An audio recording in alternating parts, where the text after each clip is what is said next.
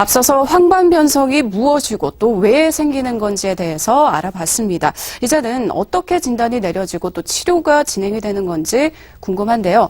원장님, 이 황반변성의 증상을 보이는 환자들이 병원을 내원했을 때 보통 어떤 검사들이 진행이 되나요? 먼저 기본적으로 시력과 안압 등을 검사하게 됩니다. 그 이후에 산동 검사를 시행하게 되는데 산동 후에 안저 촬영, 빛간섭 단층 촬영 등을 통해서 황반변성 유무를 확인하게 됩니다. 건성형 황반변성 환자의 경우에는 자가형광 안저 촬영을 통하여 황반변성의 정도를 파악할 수도 있습니다. 습성형 황반변성 환자의 경우에는 형광 안저 촬영, 인도시아닌 그린 혈관 조영술을 통해서 황반변성을 확진하고 황반변성의 종류를 특정할 수 있습니다. 네, 아주 다양한 검사들을 하는데 이렇게 진행한 검사에서 어떤 양상을 보이면 최종적으로 황반변성으로 진단을 받게 되는 거죠? 네, 안저 촬영에서 망막하 출혈이 관찰되거나 감각신경 망막 박리, 망막 색소상피 박리, 망막 색소상피 파열, 유리체 출혈 등의 양상을 보이면 황반변성을 의심하고 추가적인 검사를 시행하게 됩니다. 네, 이 황반변성의 다양한 양상들에 대해서 얘기를 들어봤는데요. 지금부터는 실제 사례를 좀 보면서 더 자세하게 얘기 들어보도록 하겠습니다. 네, 원장님, 지금 첫 번째 사진을 함께 보고 있는데 저는 비전문가라서 그런지 몰라도 뭐가 잘못된 건지는 잘 모르겠거든요. 어떤 환자분이셨나요? 네, 먼저 55세 여자 환자분으로서 6개월 전부터 양안의 시력이 떨어지고 바닥을 보면 울렁거린다는 증상을 주소로 내원하셨습니다. 검사 결과를 보시면 안저 촬영에서 양안 모두 연성 드루젠이 황반부를 포함하여 넓게 분포되어 있는 것을 확인할 수 있고 빛간섭 단층 촬영에서도 많은 수의 드루젠이 관찰됨을 확인할 수 있었습니다. 조영제 없이 망막의 미세혈관을 촬영할 수 있는 빛간섭 단층 촬영 혈관 조영술을 통해서 망막의 신생혈관 여부를 확인하였는데 검사 결과상 맥락막 신생혈관이 관찰되지 않아 중기 건성형 황반변성으로 확진 후 영양제 복용하고 경과 관찰 중인 환자분이십니다. 네, 지금 또 다른 사례를 함께 보고 있는데요. 이분은 제가 봤을 때도 좀 망막에 손상이 보이는 것 같습니다. 어떤 환자분이셨나요? 다음 환자분은 79세 남자 환자분이십니다. 50년 정도의 흡연력이 있으신 분으로 우한 시력 저하를 주소로 내원하셨습니다. 우한 시력이 교정 시력이 0.04 정도밖에 체크되지 않을 정도로 매우 낮으신 분이셨습니다. 시행 검사상에 우한의 황반에 심한 삼출물과 더불어 황반 부종이 동반되어 있었고 빛간섭 단층 촬영에서 심한 망막 내액과 함께 맥락막 신생혈관이 관찰되었습니다. 시행한 형광 안저 촬영과 인도시아닌 그린 혈관 조영술 상에서 우한의 황반화 맥락막 신생혈관이 관찰되어 습성 황반변성으로 진단하고 항혈관 내피세포 성장인자 안구내 주입술을 시행하였습니다. 안구내 주입술을 시행한 후 이렇게 호전이 되어 지속적으로 안구내 주사를 시행 중에 있습니다. 네, 마지막 사례입니다. 이분은 어떤 환자분이셨죠? 네, 다른 환자분으로 76세 남자 환자분이십니다.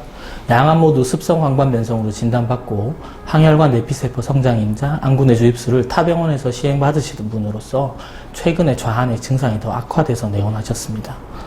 시행한 검사상에 우한의 황반부 탈색소 병변과 함께 삼출물 소견이 관찰되었고 좌안은 황반부 주변 위축과 함께 망막 색소상피 파열 소견이 관찰되었습니다.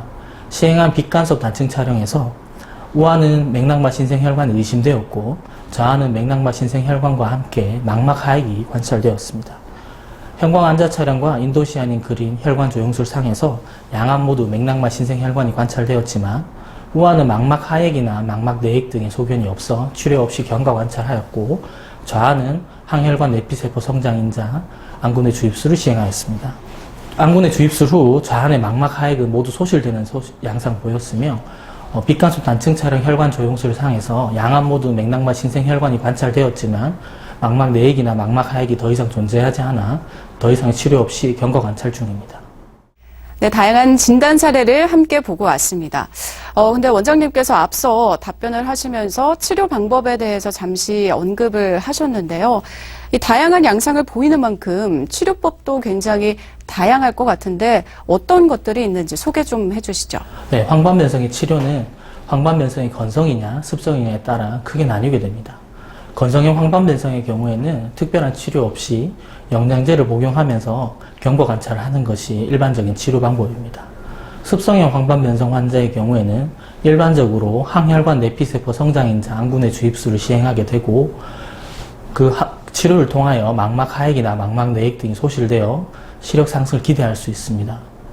하지만 치료의 효과를 보이지 않는 경우에는 광역학 치료를 시행할 수 있는데, 광역학 치료라고 하는 것은 특수한 약제를 정맥으로 투입한 후 특수한 레이저 파장을 눈에 조사하여 망막내 신생혈관을 제거하는 방법입니다.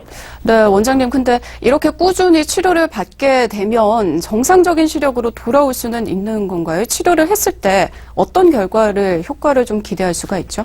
황반변성의 치료의 1차 목표는 시력이 더 이상 나빠지지 않게 하는 것입니다.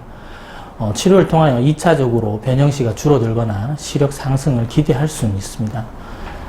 항혈관 내피세포 성장인자나 광역학 치료를 통하여 망막 내액이나 망막 하액이 줄어들고 맥락막 신생혈관이 감소하면 변형시가 줄어들면서 시력 상승을 기대할 수 있습니다. 하지만 초기에 병이 많이 심하거나 망막이 많이 파괴되어 있는 경우에는 추가적인 시력 상승이 어려울 수도 있습니다. 네, 말씀을 들어보니까 치료 기간이 굉장히 길 것 같다, 이런 생각이 드는데요. 평균적으로 치료 기간이나 횟수, 이건 어느 정도가 좀 적절한가요? 건성형 황반변성의 경우에는 영양제를 복용하면서 꾸준히 경과 관찰을 하게 되는데, 황반변성이 진행하는 정도를 파악하는 것도 의미가 있으며, 또한 습성 황반변성으로 전환되는 경우도 있어 경과 관찰하는 것이 중요합니다.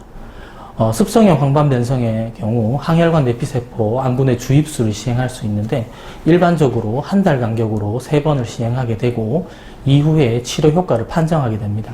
망막 하액이나 망막 내액 등의 존재에 따라서 추가적인 치료를 시행할 수도 있는데, 약제의 종류에 따라서 4주에서 8주 간격으로 치료를 시행하게 됩니다.